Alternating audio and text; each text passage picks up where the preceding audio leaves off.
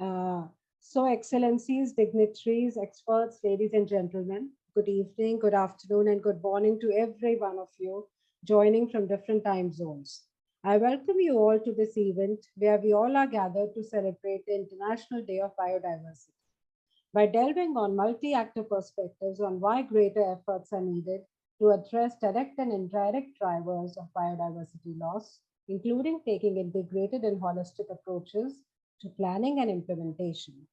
We will try to find out through multi actor dialogues why they are critical for developing innovative solutions to meet current environmental challenges, especially those causing loss and damage in developing countries, curbing the drivers of climate change, biodiversity loss, ecosystem restoration, etc. Global cooperation involving a diversified stakeholder portfolio ranging from international finance institutions to private corporations to development aid organizations and NGOs helps to deliver innovative solutions that build sustainable and resilient economies worldwide. To analyze the same, we are all gathered today.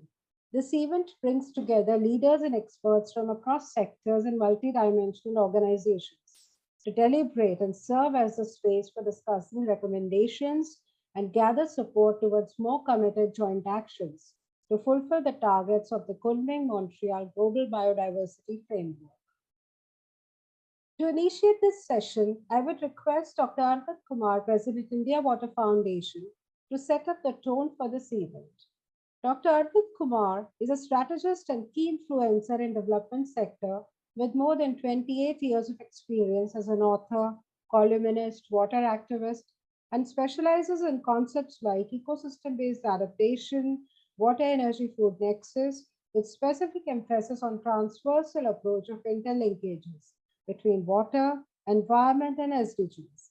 He has published over 500 plus research articles in several books. He is a proud recipient of Achievers Award for his contribution to environment from International Human Rights Organization in collaboration with United Nations Information Center, India. Dr. Kumar, please set up the tone of the event, please. Thank you, Sweta. Sri G. Ashok Kumar, DG NMCG, Ministry of Jal Shakti, Government of India. Sri Avinash Mishra Ji, Senior Advisor, Water and Environment, Niti Aayog. Ms. Susan Gardner, Director, Ecosystems, UNEP. Ms. Wenberger, Chief of the Environment and Development Policy Section, UNESCAP. And Ms. Sasa, Head of the FAO, Water and Deputy Director, Land and Water Division, FAO. Mr. Vish Ranjan Sinha, Program Officer, Water and Wetland, South Asia, IUCN. Mr. Vineet Sareen, Chief Development Specialist, JICA India Office. And Mr. Asim Kumar, Director, Maitri Aquatech. I welcome you all to this celebration of International Day of Biodiversity. I also welcome the online audience joining from around the globe for this event. Last year, in December, leaders from nearly 200 nations adopted a landmark UN agreement to reverse nature's rapid decline, decline before it's too late, known as the Kunming-Montreal Global Biodiversity Framework. It calls for protecting 30% of the planet's land, ocean, and inland waters, and including 23 other targets to help restore and protect ecosystems and endangered species worldwide. Without biological diversity, there is no other life on Earth, including our own, even though we are often obvious to it. This diversity of life is what provides clean water, oxygen, and all other things that ends up being part of our diet, as well as clothing and shelter. It provides a lot of psychological benefits too, which are not much appreciated. Today, 1/4 of all modern medicines are derived from tropical plants, and 70% of all cancer drugs are natural or bio-inspired products. Any progress by water sector with regard to the water use efficiency and sustainable consumption of water dependent products is a contribution to biodiversity conservation, since all of us the same water. Mainstreaming biodiversity into the water sector is essential if biodiversity goals are to be achieved. Often, these work together to deliver solutions that meet both water and development and biodiversity conservation goals under a broader sustainable development goal agenda.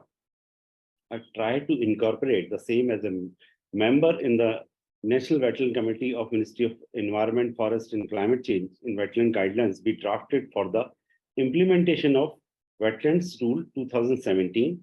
We recommended that the management of notified wetlands is guided by an integrated management plan, because achieving close relationship between planning and governance is critical, considering multiple stakeholder and sectoral interest, uh, which underline and to a large extent structure uh, wetland biodiversity and ecosystem service values, and the need to secure people's involvement and participation in basin scale management for considerably long period of time.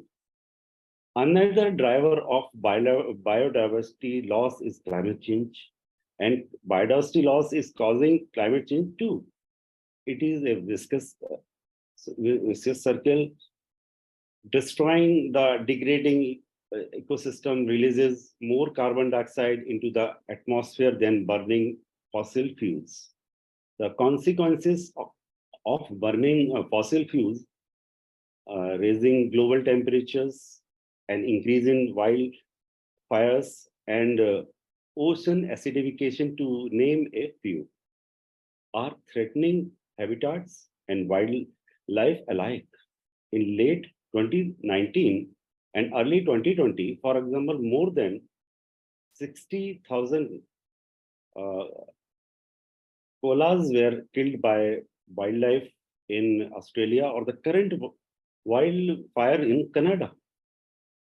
At COP27 last year, world leaders reached a historic agreement to create a loss and damage fund to support communities that are already feeling climate change with disastrous impact, and including biodiversity loss and its impact on livelihoods. Do you know that our strongest natural defense against climate change is biodiversity? Can our generation forget about the corona nightmare? Multiple anthropogenic drivers, the promoted genetic pathogen spillover and disease emergence, such as land use change, intensive livestock production, wildlife trade, and climate change. A One Health collaborative approach provided important tools for addressing both the COVID-19 pandemic recovery and future genetic spillover risk, while taking into account biodiversity and ecosystem health. Biodiversity also contributes to food security and nutrition by providing nutritionally diverse foods.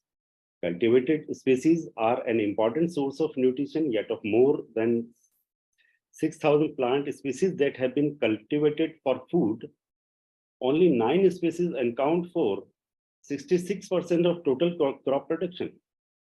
Incorporating a greater diversity of crops and livestock, creating and maintaining well-connected habitat for associated biodiversity, practicing sustainable soil management and reducing the use of synthetic inputs can increase biodiversity and ecosystems without negatively affecting yields. The total economic gains to society from transforming the food and the land systems have been estimated to have the potential to reach 5.7 trillion a year by 2030. Surprisingly, land and ocean ecosystems currently absorb 60% of the human-caused emissions, and they are the plant's only way of storing massive amount of carbon dioxide. Coastal wetlands, for example, protect against storm surges and flooding during extreme weather, while also storing carbon dioxide and creating oxygen. Every dollar invested in environmental protection generates more than $2,500 in so-called ecosystem services. Water regulation, coastal protection, carbon storage, and other invisible functions that nature provides. Scientists have identified 2 lakhs marine species. The actual number is estimated to be in the millions. Unsustainable fishing practices, pollution, climate change, and habitat destruction are threatening creatures that may vanish before we have knew they existed. A 2019 UN report found that we have altered 75% of the planet's terrestrial environment, 40% of its marine environment, and 50% of streams and rivers. Nearly 3/4 of our freshwater resources are devoted to crop or livestock production, which often means using pesticides, fertilizers, fuels, and antibiotics that pollute our rivers, streams, seas, and soil. Every day, we are destroying habitats and degrading massive amount of soil and water through industrial manufacturing and agriculture, while jeopardizing precious natural resources that could be lost forever in our lifetime. In the past 2 decades, we have lost half of the planet's coral reefs. Irresponsible production and consumption of our natural resources come at a catastrophic cost. We are destroying our planet at an unprecedented rate and losing a vast number of plants, animals, insects, and marine life in the process, to the detriment of our own future. For instance, the mission life was introduced by Prime Minister of India, promotes an environmentally consequences lifestyle that focuses on mindful and deliberate utilization instead of mindless and wasteful consumption. In evisions, replacing the prevalent and use and dispose economy governed by mindless and destructive consumption with a circular economy, which would be defined by mindful and deliberate utilization. Humanity, health, and well-being are dependent on a biodiverse planet. Fortunately, examples are emerging of a greener, more sustainable way of doing business. Circular economy models are becoming more common as companies realizing the economies and environmental values of reducing, reusing, and recycling their supply chain. At the same time, more citizen and demanding sustainable sourcing and socially just labor practices from the consumer goods. One of our more promising solutions is preservation, restoration, degraded ecosystem alone could provide up to 1/3 of the climate mitigation needed to keep the Earth from warming too far above pre-industrial levels. This means creating protected areas, curbing extractive capitalism, and restoring the planet's enormous amount of degraded land. We need partnerships among countries, communities. We are seeing sign of progress every day. The Kunming-Montreal Global Biodiversity Framework represents an enormous and long-awaited step towards halting extinction rate that some scientists are calling an existential crisis akin to climate change. By its very nature, biodiversity is a cross-cutting. No single body alone can address the challenge that lie ahead in achieving the conservation and sustainable use of biodiversity. We need the full engagement of all multilateral environmental agreements, and indeed all stakeholder well-designed plans should be customized and contemporary needs in an integrated manner, incorporating transversality approach by interlinking vertical linkages between water, food, energy nexus, and ecosystem-based approach with horizontal indicators like health, education, agriculture, gender, etc. and they must be weighed against efficiency, effectiveness, and equity. Broader partnership between government, international department, organization, private sector, civil society organization should be promoted. Civil society should be given more space and scope in order to address regulatory and resource mobilization challenges. We have to facilitate the strategies to promote traditional knowledge and partnerships between different sectors for comprehensive actions from the perspectives of climate change and biodiversity loss, while also helping communities do more and less. Thank you.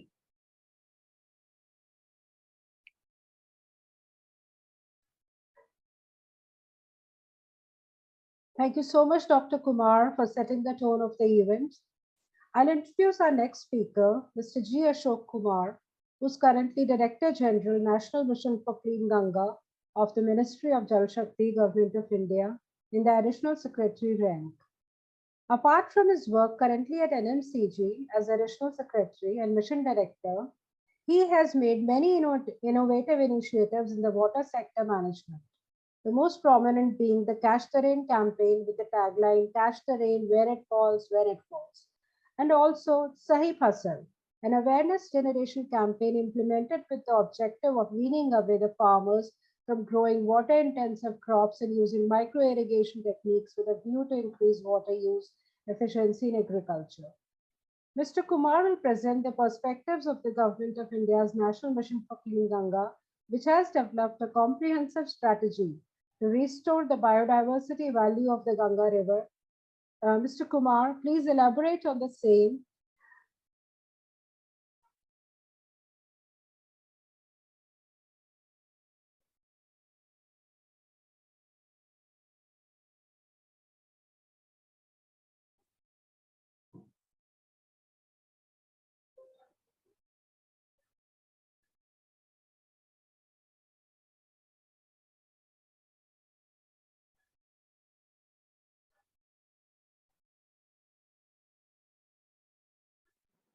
Greetings on the occasion of the World Biodiversity Day, 22nd May.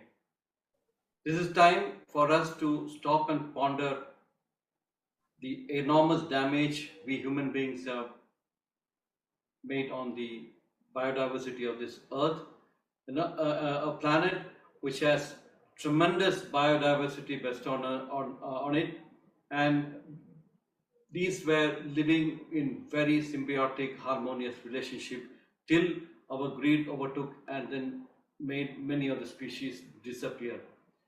Many species are disappearing every day, and the main cause for that is the greed of man, and hence it is time that we stop and pause and check our actions, get back the biodiversity which we have lost, and to make our adjustments to see that we live in perfect harmony with nature. I congratulate the India Water Foundation and Dr. Arvind for organizing this program, because this is of very importance now, and from agreement to action, build back biodiversity theme for this conference is very relevant and very contemporary. National Mission for Clean Ganga is one of the proudest recipient of the award from the UNEP and the Decade for Eco-Restoration for being selected as one of the top 10 eco-restoration flagships of the world. We got it because of the many activities National Mission for Clean Ganga undertook in the last many years to ensure that the Ganga water is clean and the biodiversity in Ganga is brought back. So the three themes in which the Namami Gange program was assessed were the halting of the economic degradation, revival of the environment, and with people's participation. The program, which initiated in 2014 by Prime Minister Narendra Modi, has really been instrumental in getting back the dolphins in the river. The number of dolphins have increased from 200 to about 3,000 now. The other aquatic animals like otters and gharials have also come back, there's an increase in the fish catch because Namamagi also is doing a lot of program for river ranching. All these things have made a very positive impact on the environment and also in the life of the people living on the banks of the River Ganga. Man and animals definitely need to coexist. The greed of mankind for producing more and more food for their increasing population, for their more comforts, has really made the environment in a very bad situation. We are cutting more trees for making furnitures and also heating up. We also are failing in actually planting it back because we want more and more land for us for building homes and other industrial establishments. We construct dams which submerge many of the land and displace the people from there. The biodiversity which is prevalent in those forests, rainforests, etc., many of them have disappeared because we have either submerged it or cut the forest. So it's high time we get back to the nature to try to live back very harmoniously. There is always a case for mutual dependence because every other being is interdependent on each other because there's a food chain pattern also. There is a sustainable development pattern existing, whether it's hydrocycle or whether it's food cycle, etc., which has been unfortunately disturbed by the mankind. So it's high time that we look at restoring, halting the degradation and looking and trying to get back the cycle which the nature has established. We have taken up a lot of activities under the wetlands because wetlands is one of the very important area for biodiversity conservation. India has 75 Ramsar sites. Ramsar sites are sites which have of very importance environmentally, and out of that 75 Ramsar sites, 23 are in the Ganga basin. Hence, Namami Gange or the National Water Mission for Clean Ganga has added responsibility to ensure the biodiversity is protected, and we have been taking up a lot of activities. Under the Arthaganga program of Namami Gange, we have initiated steps for natural farming, to promote natural farming, and in this process, we are actually trying to use the friendly microbes in the soil to do the cultivation for us. So we are trying to reactivate the friendly microbes in the soil without actually using the chemical fertilizers which actually used to kill them. So our process in the natural farming, we intend to use the friendly microbes in the soil to increase the production and also cut the use of chemical fertilizers. We also under the Arthaganga program try to increase the livelihood by river ranching. Almost 94 lakh fishes has been ranched into the put back into the river, and the fish catch has improved. As I said before, we have seen that there's an increase in the number of dolphins in the Ganga basin. We also seen increase in otters and other gharials, etc. So in the whole, Namami Gange is committed to ensure the biodiversity is protected, and it is time for us to go from environment from agreement to action and build back the biodiversity. We have taken up a lot of activities along with the other stakeholders, and as I said, this can be achieved only if there is multiple stakeholders acting together. So multiple partnership is important. All actors in the field, whether it is agriculturalists, environmentalists, or water conservationists, all should work together to ensure that the biodiversity is protected and the tremendous damage which we make to the biodiversity in the world is stopped, and help us to restore the old pristine glory of the nature. Then only we can, as mankind can survive. Then only we are the other thousands and thousands of species which each has inhabited this earth over the billions of years can survive. So let's make a pledge together to work together to protect the biodiversity, to ensure that we move from action to the many plans which we prepare for the conservation of the biodiversity. Thank you.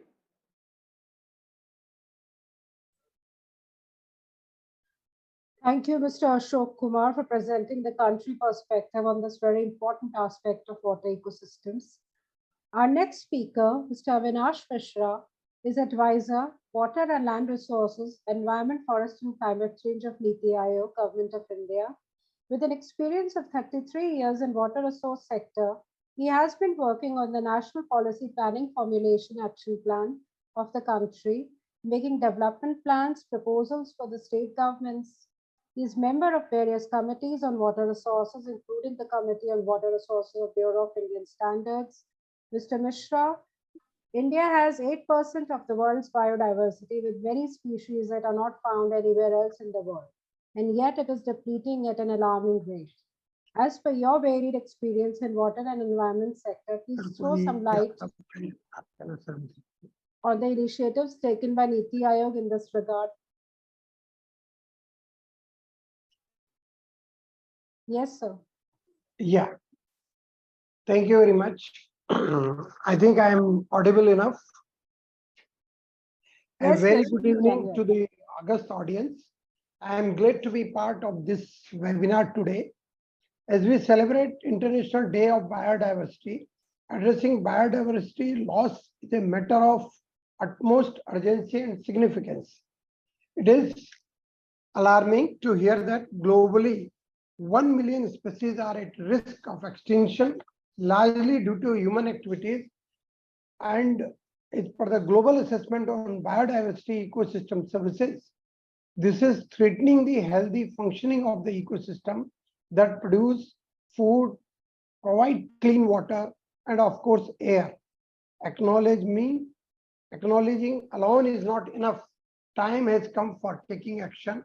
We must act decisively on this particular issue. If we talk in terms of the situation in India, then it is one of the 17 mega diverse countries of the world and ranked 8th in terms of species richness, while the geographical area of India is only 2.4% of the area of the world. It harbors nearly 8% of the globally known flora and fauna species. Over 90% of the area or the biodiversity hotspot in India has been lost, and 25 species have become extinct. According to the Center for Science and Environment, which they conducted a study, this figure has come of 25 species. The Indo-Burman hotspot, that is most of Northeast India, is the worst affected, and it has lost 95% of its vegetation area, which is an area of the diverse species, the biodiverse species. So considering that India has set various goals for biodiversity conservation through the following commitments. India has signed the Convention on Biological Diversity Treaty in 94 to promote the conservation of biodiversity, the sustainable use of its component, and the fair and equitable sharing of benefits arising from genetic resources. India has exceeded the Aichi biodiversity target of 17% and national biodiversity target of 20% of terrestrial area based conservation.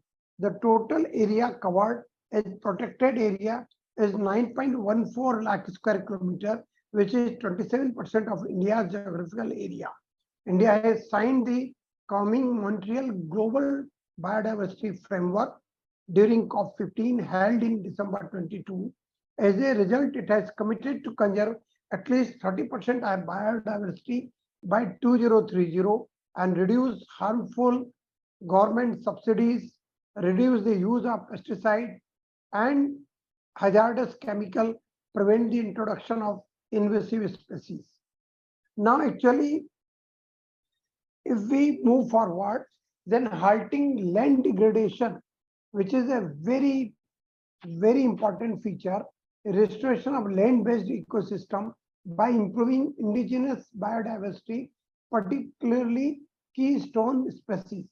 India also aims to achieve biodiversity conservation through G20's voluntary goal of restoring 1 billion hectare of degraded land globally by 2030 and reducing degraded land by 50% by 2040. Government has launched several schemes or programs in the direction. The National Afforestation Program is one such. Green India Mission, watershed development component of Pradhan Mantri Krishi Sinchai Yojana.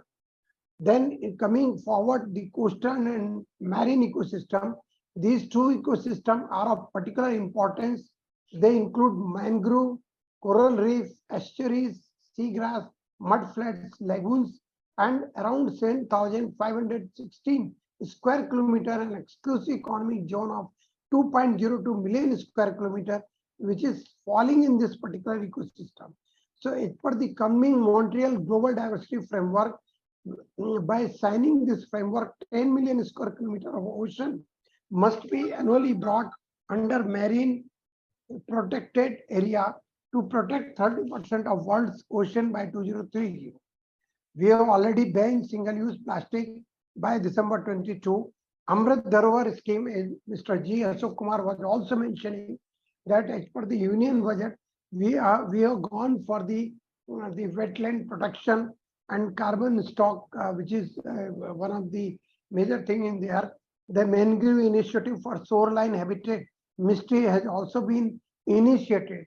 So we are working in a very strong way for protecting the biodiversity.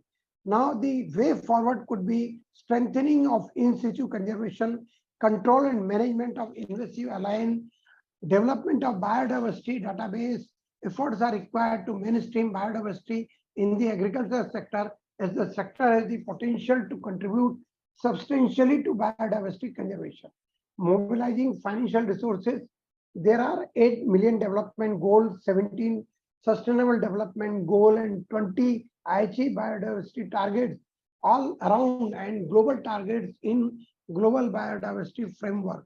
So actually, if considering all, the quantum of fund which is required is around 6.5 US dollar in billion US dollar. The period between 1718 to 2122, the projected financial need for implementation of National Biodiversity Action Plan was US dollar 16.5 billion, while the public finance was available only US dollar 10 billion.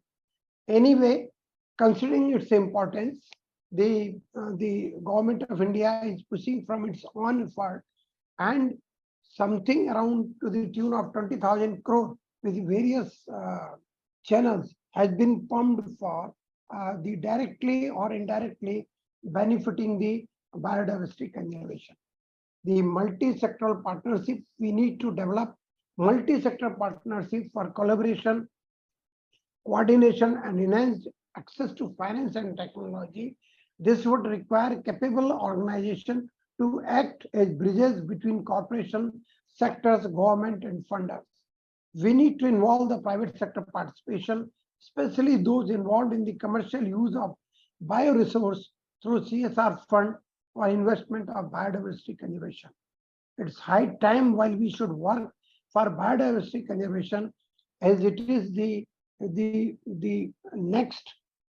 We are moving to and in a transition phase for the next generation to hand over the great asset to them. With that, I close myself. Thank you. Thank you very much. Thank you very much, Mr. Mishra, for presenting a very technical and also comprehensive detail about the country and what India is doing on terms of biodiversity. Our next speaker is Dr. Susan Gardner. With over 3 decades of experience, she is the director of the Ecosystems Division of the UN Environment Program, where she leads global programs to promote nature-based solutions for sustainable development, including for food systems transformation, climate resilience, global biodiversity protection, and disaster risk reduction. Her work on combating ocean pollution, including leading the process that achieved a global agreement to negotiate a treaty to end pollution, She was awarded the Gold Medal for Exceptional Services from the U.S. Environmental Protection Agency, the highest national honor award this agency bestows. She will speak about UNEP's role and initiatives on food systems transformations and global biodiversity protection, basically concentrating on the guiding question one of the concept note. Global food systems is the primary driver of biodiversity loss, and it will continue to accelerate unless we change the way we produce food. So, what kind of approach does policymakers adopt that not only accounts for the impacts of food systems but also feeds the ever growing population? Ms. Gardner.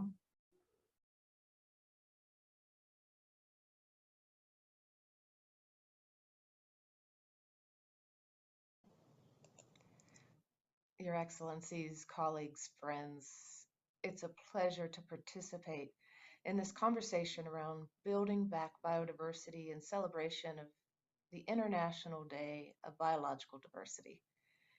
Transformational change for nature and people requires addressing the underlying drivers of biodiversity loss. And as I think about the theme of this webinar today, looking across all the different actors involved in biodiversity conservation, I'd like to especially focus my comments on our food systems. We know that unsustainable food and food production systems are a major driver of biodiversity loss, land use change, and ecosystem degradation, as well as a major source of greenhouse gas emissions. And this is important because our global food production depends on the health of the environment. More than 75% of the world's food crops rely, at least in part, on pollination, whether that's insects or other animals. But at the same time, food production impacts all three dimensions of the triple planetary crisis: the compounding effects of biodiversity loss, climate change, and pollution. Production of our food is responsible for about 60% of global biodiversity loss, and it takes up at least a third of the world's terrestrial surface, using 75% of freshwater resources that are available. It's also the source of one-third of the total greenhouse gas emissions globally. With the world's population predicted to reach 9 billion by 2050, it's estimated that 70% more food calories will be needed. And our food and agricultural systems are already struggling to sustainably nourish our existing global population. That's why transforming our food systems is so crucial to attain the Kunming-Montreal Global Biodiversity Agreement, and is truly at the heart of securing a sustainable future for all. UNEP, together with partners, is working on food systems transformation through a multi-pronged approach of projects and partnerships, including through work on One Health, nutrition, food waste, and regenerative and resilient agriculture. The thing is, we don't have to develop any new technologies to be able to harness the power of nature. The solutions we need are already available. And the truth is that food systems are more productive when ecosystems are sustainably managed rather than when they're destroyed. It's just that simple. So today I'd like to specifically highlight 5 solutions for more sustainable food systems in line with biodiversity. The first is we need to start farming in more nature-friendly and biodiversity-supportive ways, working together to end deforestation that's the result of agricultural commodities, ending fishing and aquaculture practices that are not sustainable, and this means shifting to more regenerative and resilient food production systems. The second is promoting agrobiodiversity. India, for example, has been identified as one of the world's most important centers of diversity of cultivated plants. This is essential as a genetic resource. It's essential as a treasure chest of genetic information. And more crop diversity will also support healthier, more sustainable diets for people. Third, we need to drive more circular food systems that reduce food loss and waste.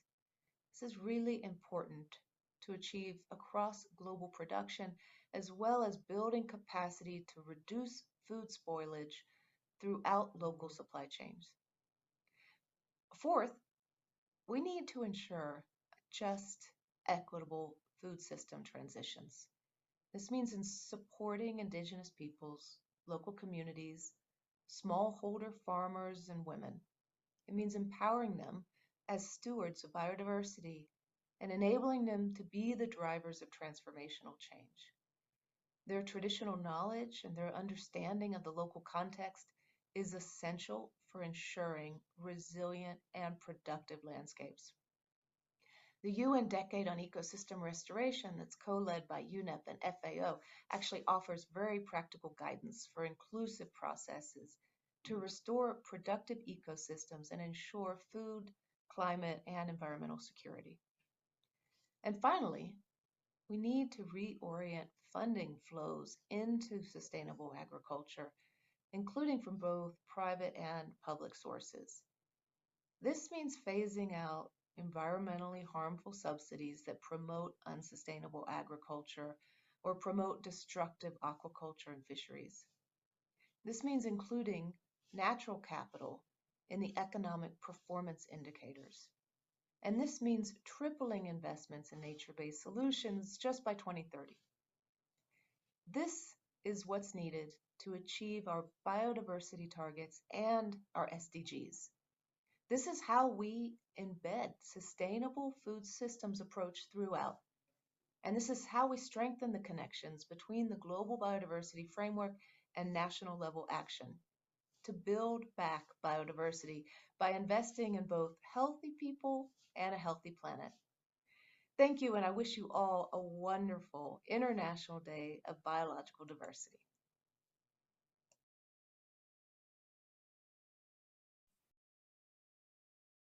Thank you so much, Ms. Gardner. Your comments on transformative food systems has really given us an option to consume responsibly and pick up responsible choices as far as food is concerned.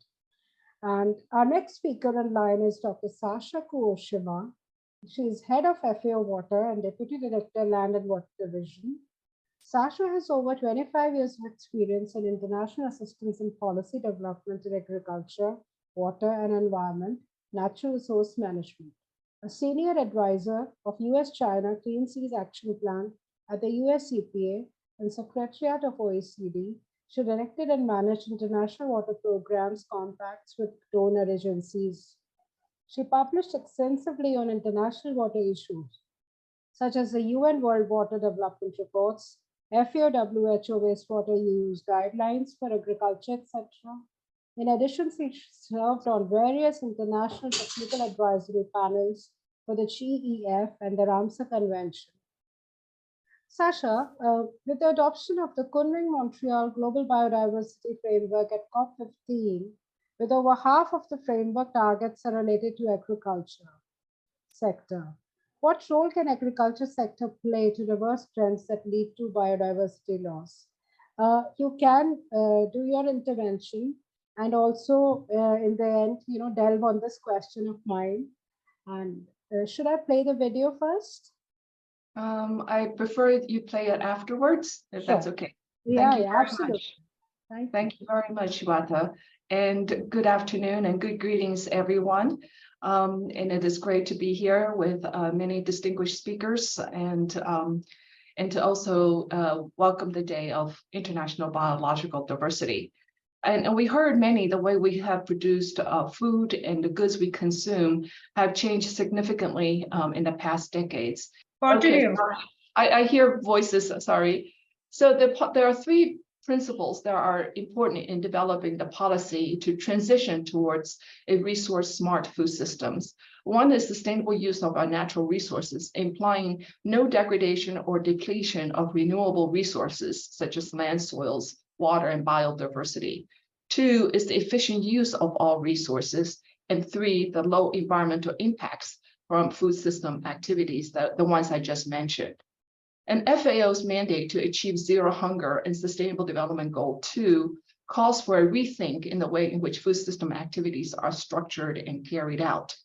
There is an increased need for better water management in agriculture, for agriculture and by agriculture, recognizing the critical linkages between water, land, climate change, ecosystems, biodiversity, energy, agricultural subsectors, the crops, livestock production, forestry, fisheries, and aquaculture that all encapsulate the food security agenda.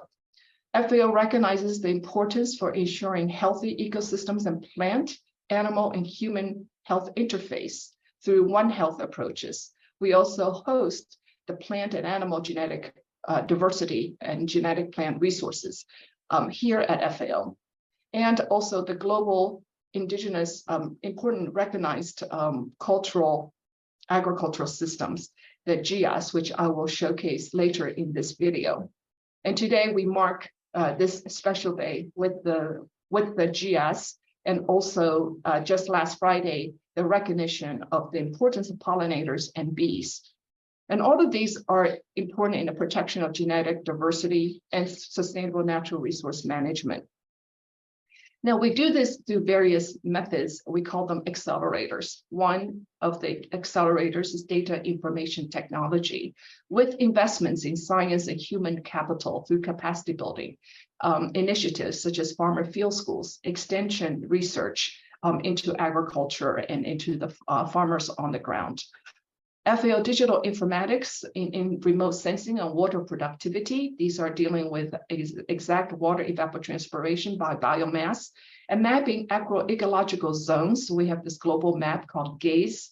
And we also have the forest resource assessments and a number of other key data informatics with the adoption of technologies such as precision agricultural tools and innovation. We can optimize fertilizer and irrigation practices to reduce excessive nutrients and chemicals in water which harm pollinators, their habitats, and to protect biodiversity.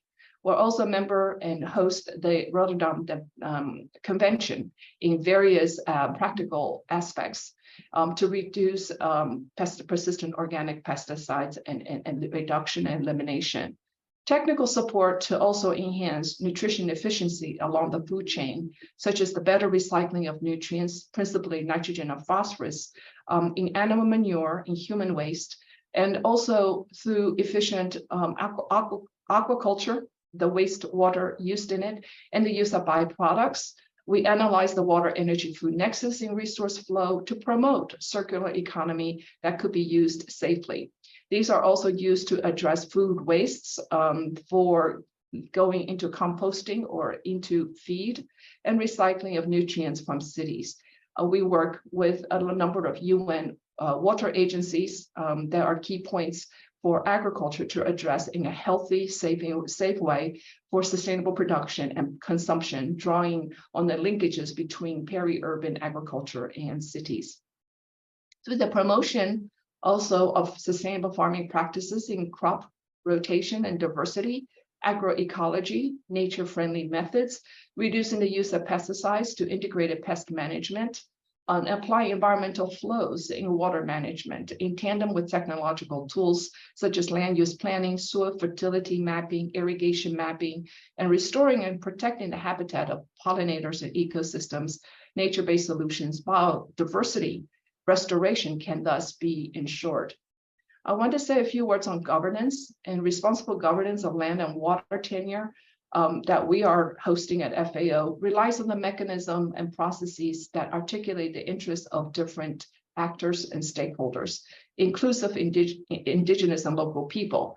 We mediate their differences and ensure that their rights and duties with respect to land and water are exercised with transparency and equity. So FAO and our member states have endorsed the voluntary guidelines on the responsible governance of tenure of land, forests, and fisheries in the context of national food security. This is signed in 2012, and recently water tenure was included for discussion in furthering the voluntary guidelines through the global dialogues on water tenure. This is an FAO commitment at the recent 2023 UN Water Conference under the Water Action Agenda.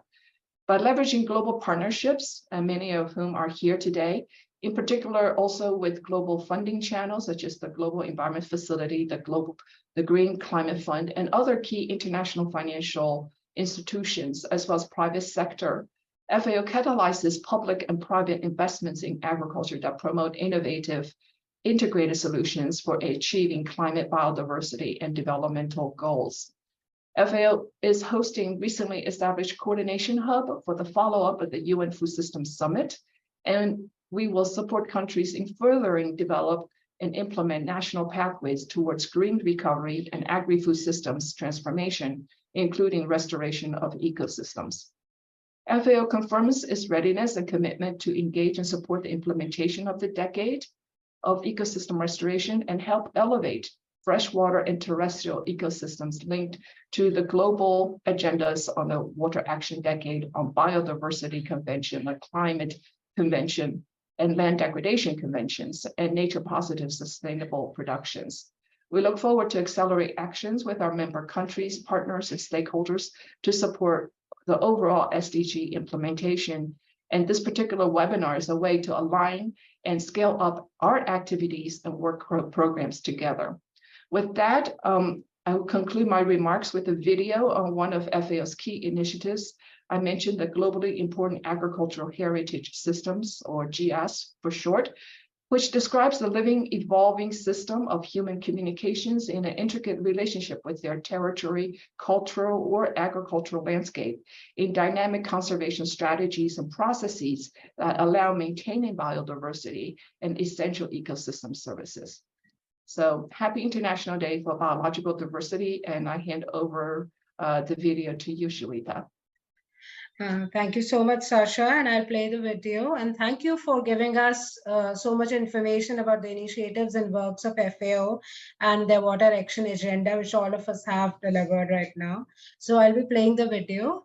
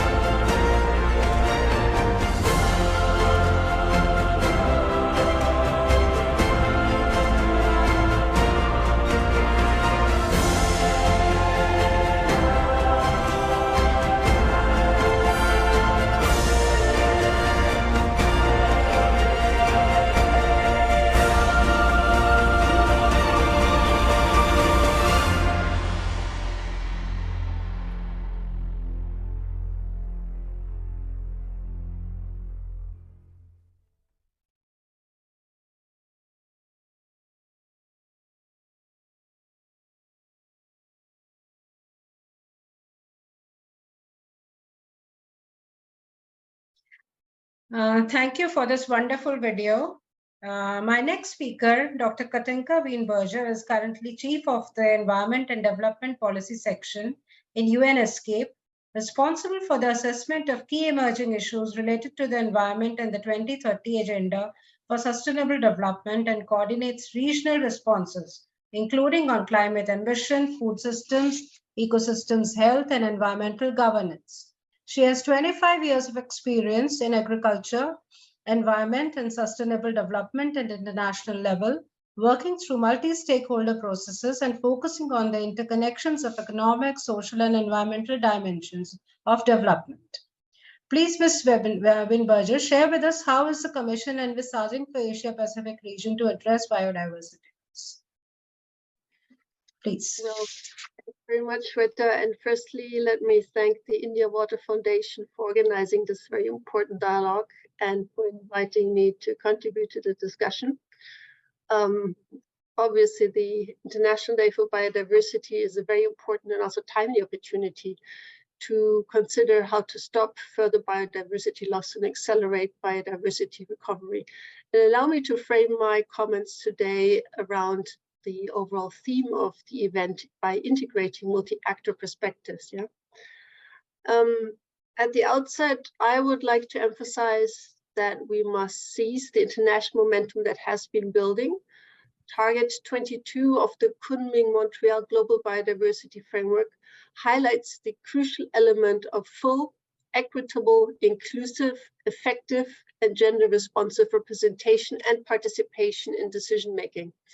Previously, the UN General Assembly resolution, which had been adopted on the 28th of July 2022, had already recognized the human right to a clean, healthy, and sustainable environment.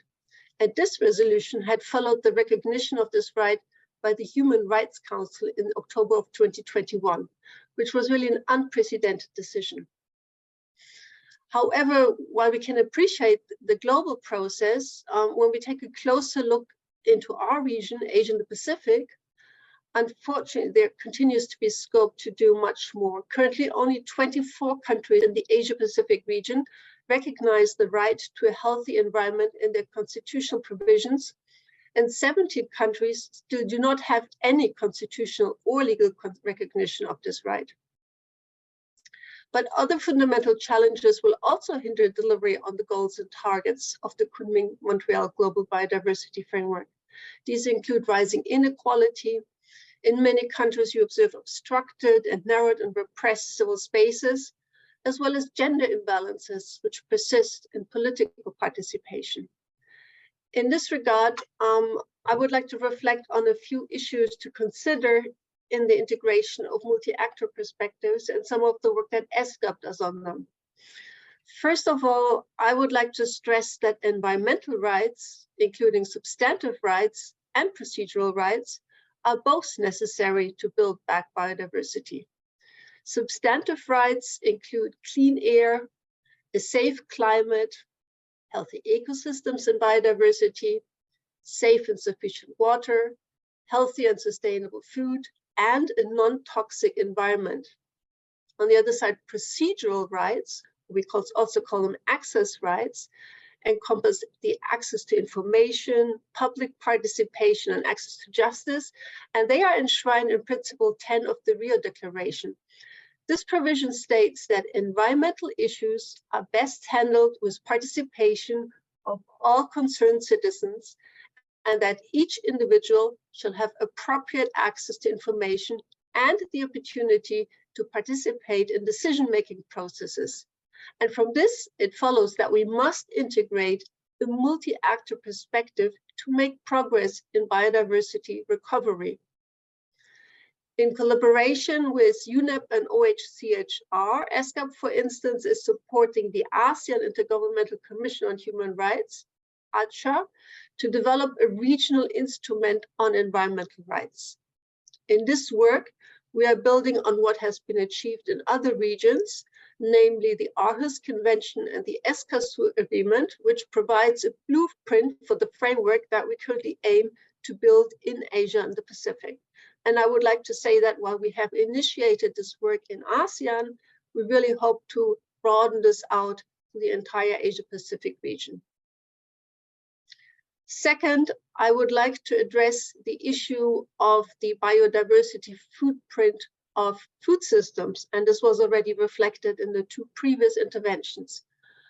Multi-actor and stakeholder perspectives are essential for addressing the drivers of biodiversity loss in food systems. We heard already about the importance of transforming food systems, and this will also require multi-stakeholder perspectives because we need changes across the entire food supply chain. We need changes in market and trade policy and in consumption behavior. This will include, amongst others, working with farmers to manage transitional risks, facilitating access to safe inputs which are provided by the private sector, and also supporting the right research partnerships. Third, it is essential to redouble efforts on mainstreaming biodiversity across sector. Dr. Kumar, in his opening intervention, had referred to the importance of One Health approach. At ESCAP, we have worked with the International Institute for Sustainable Development and other partners on the environment health nexus.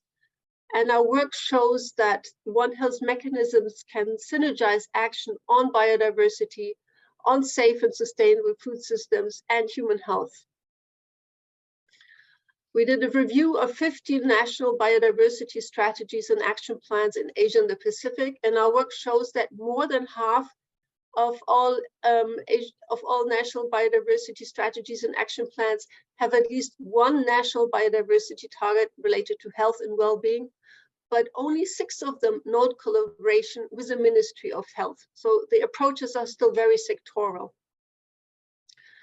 Only 2 countries discuss zoonosis and only 3 reference health or balanced diets.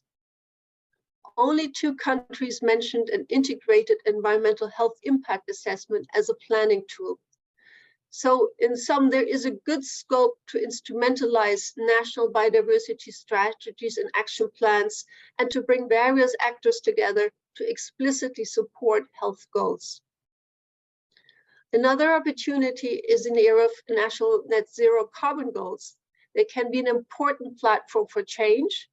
Most countries in Asia and the Pacific have mitigation targets that reference nature-based solutions, but only 14 quantified targets for emissions reduced through nature-based solutions, and only 16 have mentioned ecosystems other than forests in the context of mitigation. So again, a lot more can be done to raise the opportunities that are provided in the context of mainstreaming biodiversity across sectors. Then my final point, and again, we had already heard some of our speakers on this, we must address financing. International financing for nature-based solutions in biodiversity conservation and sustainable use is contested, and it is also very small. Target 19 of the post-2020 Global Biodiversity Framework underlines the need for more financing for more diverse sources. The very last provision of this target, which is para G, speaks to the need to enhance the effectiveness, the efficiency, and transparency of resource provisions and use. So what does this mean? Firstly, financing innovations, including for mobilizing domestic funds, are urgently needed. The type and the source of financing is critical. How and where it is provided and to whom needs very careful consideration. Non-market funding must be kept on the table. Local communities and indigenous people must be considered as key co-investors and partners of time and of knowledge, because they're the ones with the largest stake. Delivering on this target requires strategic and principle-based and transparent engagement with investors and local communities and indigenous people, but also with those entities that benefit from biodiversity-linked ecosystem services. Hydropower energy producers, water utilities, beverage producers, and tourism operators, for example. Effective mechanisms that balance the power imbalances, that facilitate scaling up of small investments and operate transparently, such as payment for ecosystem services schemes, are needed. And at ESCAP, we have just begun implementing a project to assess the potential for nature-based solutions to support climate targets and contribute to climate resilience building in several countries in Asia and the Pacific, with the aim to identify good practices and lessons learned for impactful governance arrangements. In closing, I would like to underscore the value of creating partnerships and ensuring multi-stakeholder engagement to build back biodiversity. Actually, what we should aim for is not just to build back better than before the pandemic, but also faster. And in this, it is super important to collaborate to maximize resources and technical expertise. And on this note, let me stop my intervention. Thank you very much. Thank you so much, Ms. Wienberger, for your wonderful comments and giving us almost a picture of what ESCAPE is doing, such a wonderful work that ESCAPE is doing on climate change, biodiversity conservation, and what they're aiming for the Asia-Pacific countries. Thank you so much for taking time out. Next speaker is Mr. Vineet Astareen. He works at Japan International Cooperation Agency as Chief Development Specialist. He's the national sector leader for forestry and natural resource management. He has over 27 years of experience in the sector, which is one of JICA's core sector of operations in India with a cumulative commitment of approximately 2.27 billion US dollars, covering 24 states in India in the past 3 decades. Mr. Sareen, as per a recent UNEP report, a total investment in nature of USD 8.1 trillion is required between now and 2050, while annual investment should reach USD 536 billion annually by 2050. In order to successfully tackle the interlinked climate, biodiversity, and land degradation crisis, how crucial a role agencies like JICA, ADB, and World Bank can play to scale up its finance. Please elaborate on JICA's role specifically. Thank you.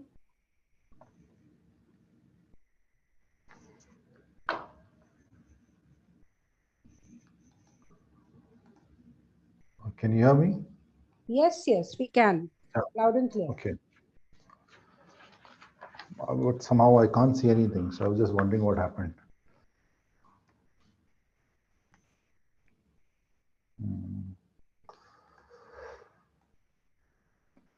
Just a moment, please.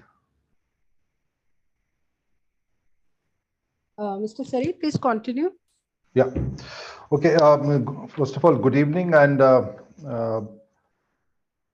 good evening to all the panelists and the participants. First of all, a very happy Biodiversity Day. I'm indeed honored, and it's a kind of an honor for me and privilege to be a part of this webinar. And I've been very keenly listening to all the panelists, and the advantage of speaking in the last is that you can hear everything, and then you can re-articulate your, whatever you have to say. But well, to begin with, I would just like to give you some basic information about JICA. As you're aware, JICA is the largest, bilateral donor in the world, and in India we have very large operations. And even though our core sectors are infrastructure, but I'm very glad to inform that there has been an equal kind of importance given to natural resource management projects as well as forestry. We've been working in this sector for the last 31 years now, 32 years in fact, starting in 1991. And we have almost 32 projects, some about 20 are completed and about 12 are ongoing.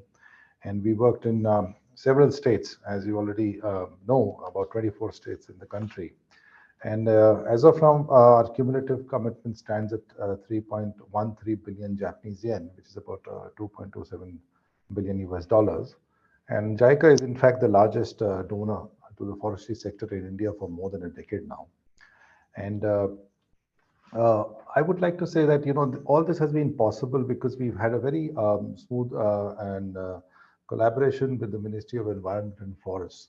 And which is why, like year after year, we have been working on different projects, and we have, been, working in every part of the country, barring a few states.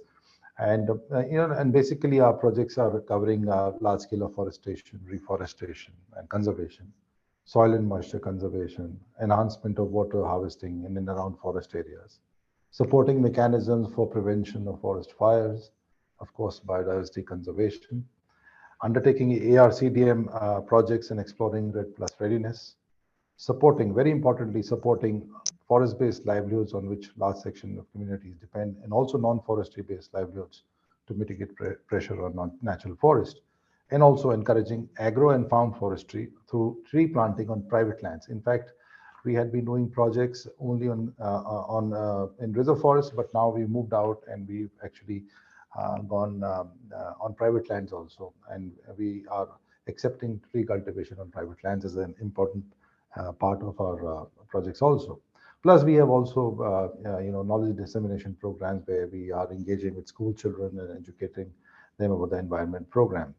Uh, you see, what I would like to say is, I think there was it was mentioned that, how, we can come in and play a role in this very important thing. But first of all, I would like to say that it all depends on what the government of India wants us to do, whether it's the World Bank or the ADB or JICA.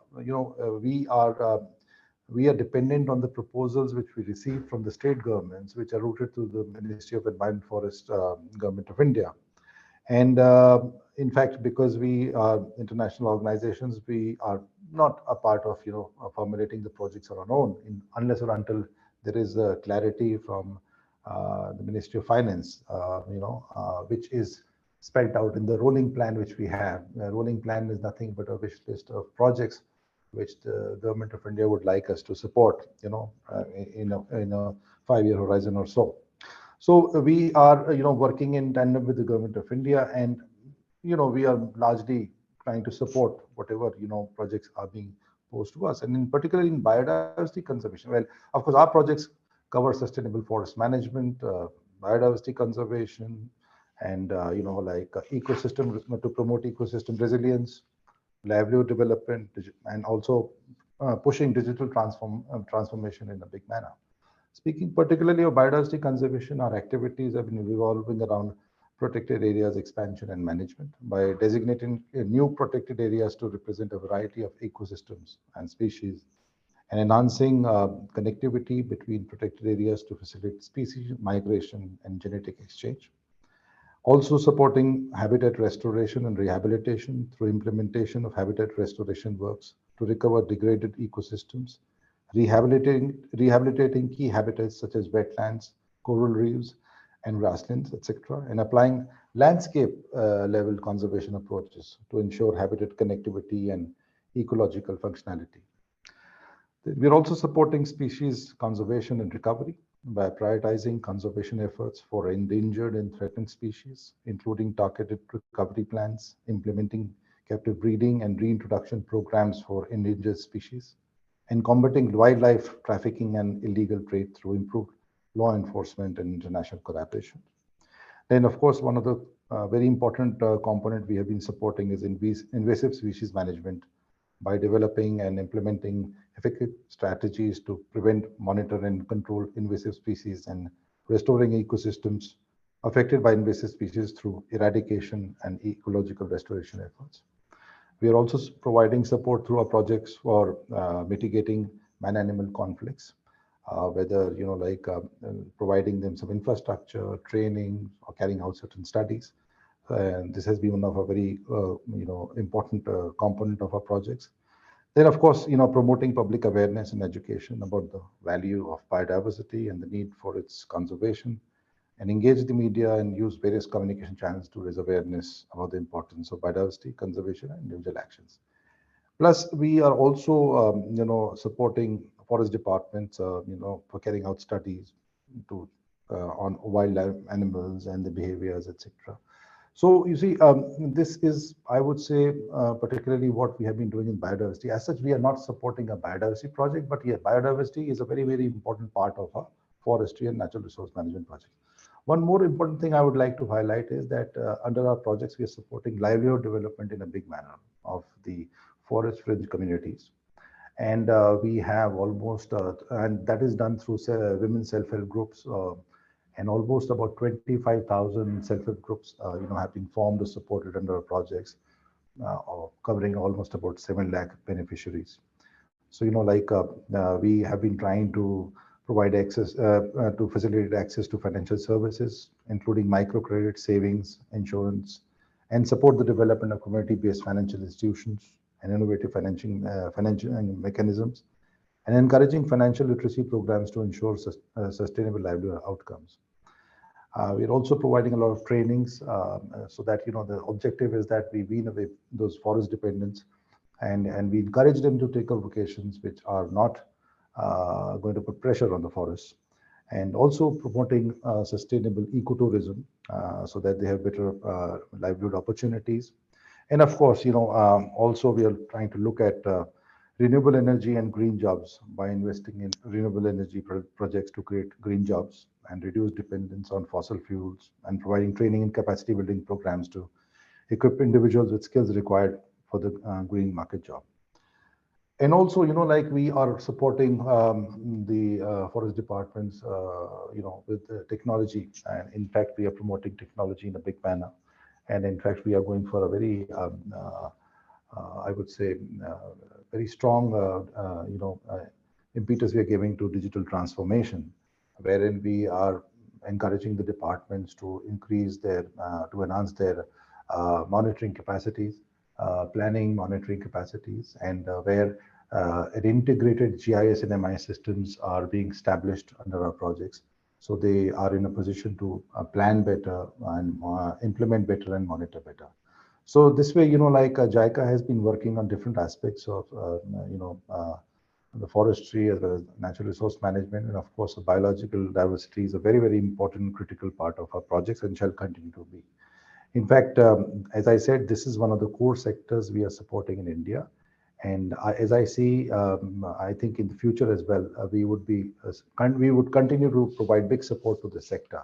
But as I said, we are limited in a way that our support is dependent on what proposals we get from the government of India, and how we are able to take them forward with the government. But one thing I would like to point out here is that everything is not very easy to do, in the sense that forests, or the natural resource management sector continues to be on a very low priority in states. And what we see is that the counterpart funding is extremely low, and which is why many of our projects suffer because of that. So while international organizations like JICA, multilaterals like ADB and the World Bank can step in for a while, but ultimately the replicability of projects and the continuance is very much dependent on the government of India or the state governments. And unless that kind of commitment comes, it is very, very difficult for organizations like us to continuously fund, because JICA is also answerable to the Japanese people, because this is ultimately the taxpayers' money, and we have to justify as to why so much funds should be provided to the sector. So it's not that they don't want to support, but some kind of justification has to be provided. So I would just like to flag this issue also, that while we are ready to provide support, but we do need equal support from the government of India side to take this sector forward in a very effective and sustainable manner. Yeah, that's it. Thank you very much. Thank you, Mr. Serene, for giving us a peripheral view of what JICA has been doing in the country and state governments, etc., and also for how easy or difficult it is to, give funding for different projects. Of course, through the government of India, and you directly cannot go into the government and tell them that please have such kind of projects which we are ready to fund.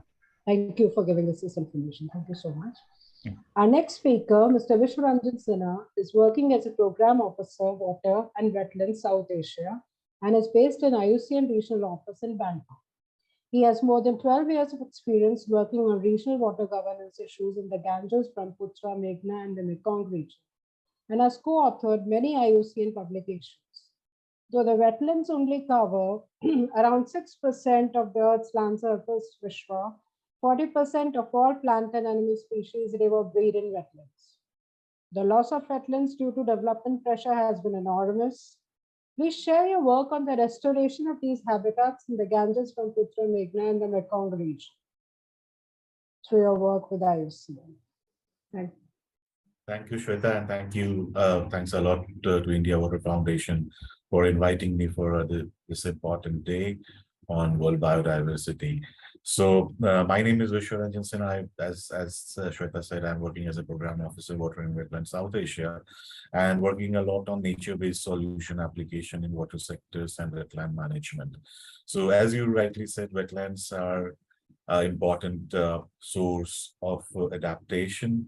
They are the reserve for the biodiversity conservation, but they are also one of the most threatened ecosystems in Asia. IUCN is one of the Ramsar Convention organizations.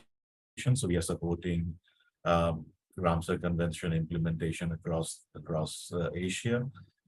In Indo-Burma region, we have created a regional network of governments working on the Ramsar implementation.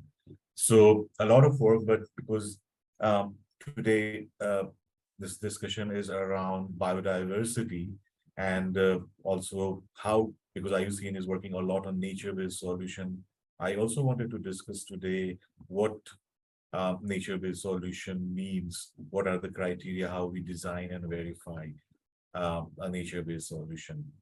Nature-based solution is increasingly seen as a tool for solving societal challenges and achieving biodiversity net gains at the same time.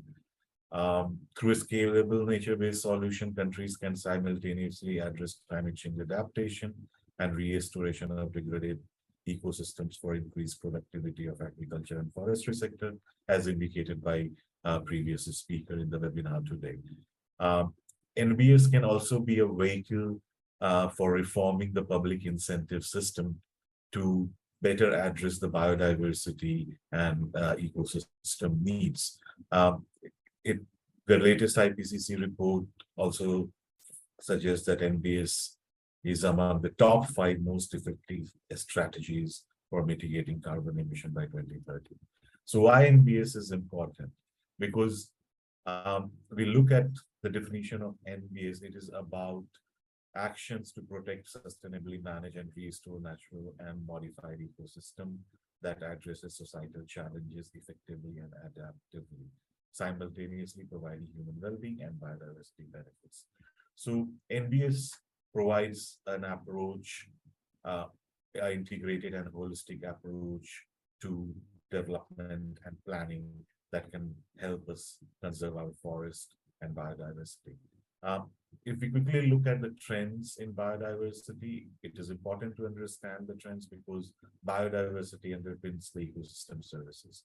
So if you look at Asia, almost South Asia is doing well, with indicating that the forest cover has increased by almost 6%, whereas Southeast Asia, the forest cover is still decreasing.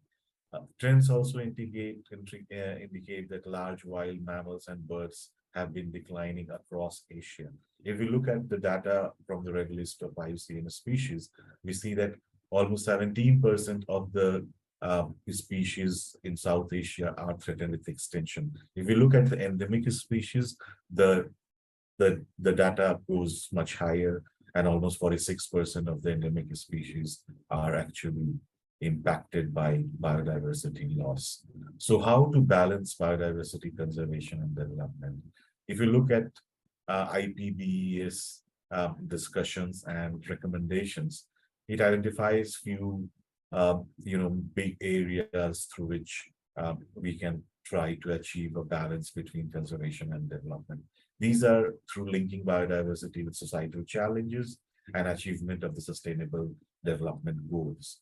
So understanding what is the trade-off between the sustainable development goal, especially 14 and 15, which links to biodiversity on terrestrial and the ocean ecosystems. So understanding what are the trade-offs for achieving those sustainable development goals, what are the scenarios that we can develop that can inform the policymaker, linking the loss of biodiversity with the sustainable development goals. It is also about promoting collaborative, participatory, and decentralized approach to governance of biodiversity. It's about eliminating subsidies that are harmful to the environment and development of sustainable public incentive system that promotes conservation of biodiversity and ecosystem services. If we look at global recommendations from Paris Agreement, 2030 SDG agenda, they all also mentions about ecosystem-based approaches and nature-based solution as a strategy to achieve a balance between biodiversity conservation and development. So what nature-based solutions? So it's not a new term, but something that has been existing in the past in different forms, like ecosystem restoration approaches or forest landscape restoration. India is one of the party to the Bond Challenge, which and has achieved its target linked to forest landscape restoration, which is in a way a form of nature-based solution. Then there are also area-based conservation strategies and ecosystem-based management strategies. So there are different strategies which all fall within the nature-based solution. But as we increasingly talk about nature-based solution as a tool that can help us address biodiversity and societal challenge, IUCN embarked upon designing a criteria how we, because we are talking about nature-based solution, but there are also challenges around greenwashing or use of nature-based solution for greenwashing. Many times we see a lot of activities around just planting the trees without understanding the implication of those intervention at the landscape or local level.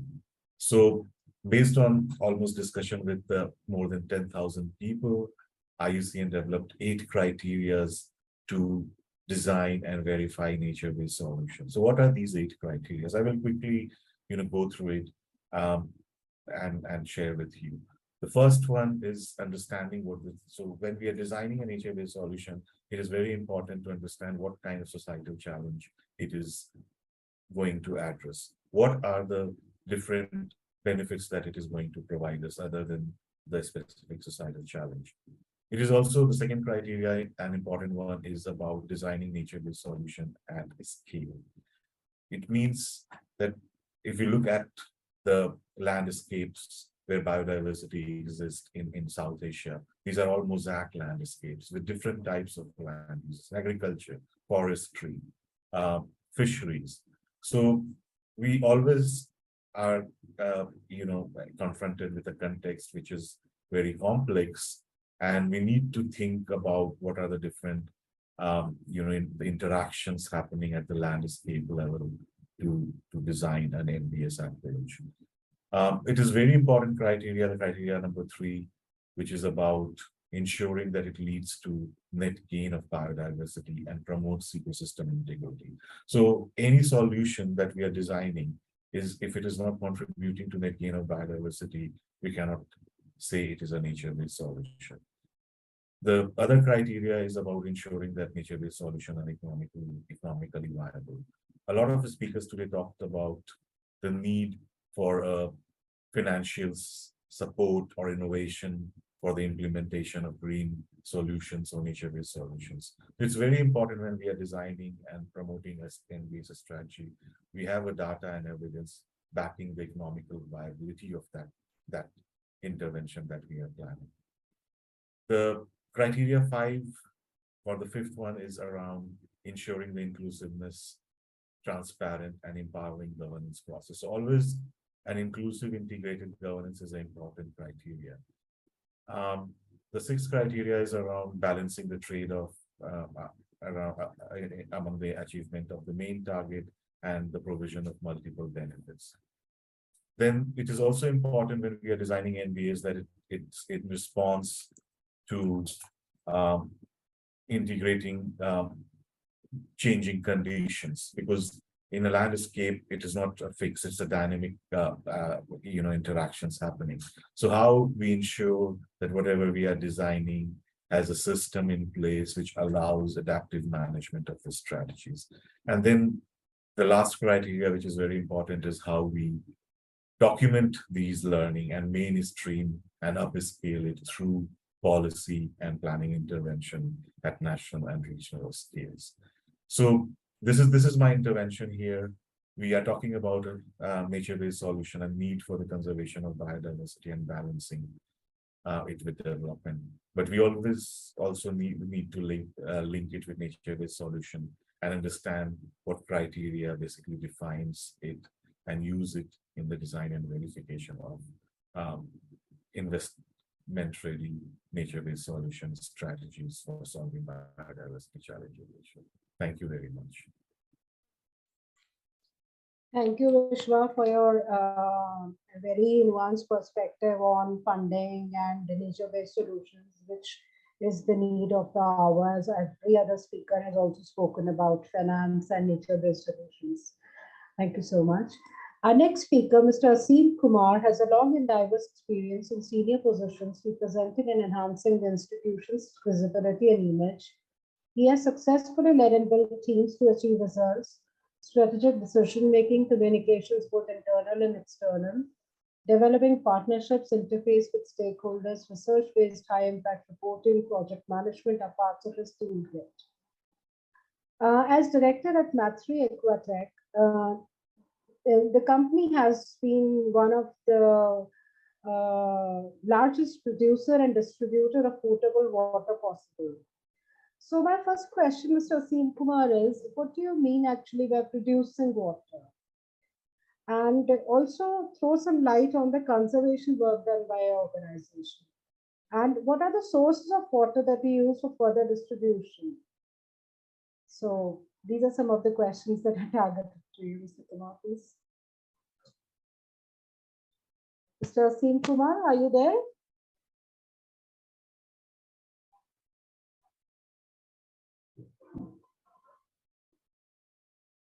Mr. Aseem Kumar?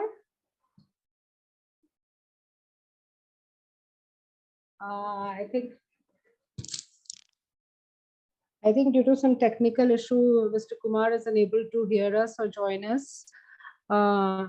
Anyway, so now I'll select a question from the chat box. So Vishwa, would you like to take this question?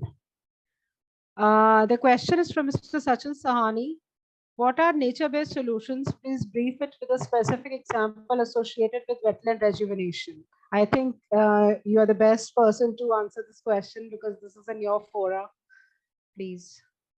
No, thank you very much. I think wetlands are always seen as a, at the center of a nature-based solution strategies. And one of the important things linked to nature-based solution is buffering against floods. And we see how we are losing, wetlands and the impacts of floods are increasing. So I would just like to share with you one example from the state of Bihar, where IUCN is working with ITC. So ITC is a FMCG company which is working with farmers to develop food products and food processing, processed foods. So they are working with the farmers in Bihar in the floodplain areas. And what we found is that these are the farmers who are sourcing raw material for the ITC. And there was a lot of poverty, and these farmers were impacted by heavy floods. And we did an assessment of the area in the Munger district. And what we found was that traditionally there was a practice of ahar piyaing. So what are these ahar piyaing? So these are a system where before the flooding or once in say 5-10 years, the local farmers and fishermen then came together and they constructed a lot of wetlands. So they ponds, they excavated ponds and then connected these ponds with each other. So what this strategy, was helpful. First, it is not any, it is a green infrastructure. So wetland is a green infrastructure. So due to the construction of wetland, there were various advantages. First, when the flooding came, these ponds, which were constructed, acted as a buffer. So a lot of flood water went into these ponds. So less impact on the agriculture or the crops which are growing there. Then, because water is stored in these ponds, it is contributing to the increased water table. And supporting the soil moisture, so increased biodiversity and the productivity of the crops. Other benefit was that you can use these ponds for alternative in, livelihood generation activities like fisheries. So now understanding how a small strategy, traditional practice could actually help achieve so many different benefits. But due to land use changes and increasing pressure from the agriculture, these practices we are losing. So the question is that how we can bring them back and how we can demonstrate that these practices have economic value. And that's exactly we did with the ITC. We demonstrated that how through the construction of these wetlands, the farmers' income improved, the productivity of the farmers in agriculture crop improved. So, and then we are actually working with ITC to take these interventions and a strategy to other places. So we basically design an agri-scale management plan where a hard pine system was at the core of the strategy. Thank you very much. Thank you. Thank you so much, Vishwa. Dr. Kumar, any closing comments? Well, most of the speakers covered almost all the things, but undoubtedly, governments and the agencies like UNEP, CBD, UNDP, IUCN, and UNESCAP as well, and others have a strong commitment to the environment. But it's the people's participation that make all the difference. Engagement with partner organizations is vital for tangible results on the ground, and it is not just a top-down but also bottom-up approach by sensitizing, incentivizing, galvanizing stakeholders. We have to bring the communities, civil society, and state agencies together for integrated cross-sectoral participation through cooperation, coordination. With all these tremendous efforts, a little more nudge is needed to invest in educate infrastructure, adopt a circularity approach, elicit international cooperation to encourage efficiency and protect and restore systems. I strongly feel that at this critical juncture, there is a dire need to redesign sectoral interventions. We should revise our ecosystems, biodiversity. Conservation is the backbone of economic and environmental value creation, and therefore require closer cooperation between basins and along supply chains, as well as among sectoral and the countries. But we have to understand, do we have any optimized and coordinated planning, policy regulation, financing process? For these linkages, we have to see how successful we at basin level planning to connecting the basins, best practices, and to enhance cooperation to manage ecosystem in an integrative, gender sensitive, participative, and inclusive manner. Optimized financing, improved data and information, enhanced capacity, innovations and governance. When all of it comes together, it is actually the transversality approach. Now, these accelerators need to be fulfilled with actions by all actors and together with other sector for pro-planet and pro-people approach. Yes. Thank you, Dr. Kumar. You have more or less made out the crux of the whole discussion of 2 hours that we have had. So I don't need to, again repeat the same things. You have given us the zest of the whole webinar, which we have had. So I would be ending here. And my ending comment would only be this, that civil societies can also play a crucial role in the capacity building exercise of the governments to sustain funding and to absorb funds and implement funding projects, which can be scaled up through multilateral organizations like UNEP, UNDP, World Bank, etc. Business as usual will not get us where we need to. The crux of all discussions is that we engaged in is that partnerships, if approached fully with the right set of metrics in place in a collaborative manner, can be the game changer we seek. Thank you, dignitaries. India Water Foundation, UNEP, IUCN, and NMCG are grateful to you for taking time from your extremely busy schedule for us and gracing this event to deliberate on such a crucial topic. Thank you, my lovely audience, for wonderful remarks and some interesting questions. We shall get back to you with answers shortly. Thank you, everyone, and have a very good night or morning as per your time zones. Thank you so much. Bye-bye.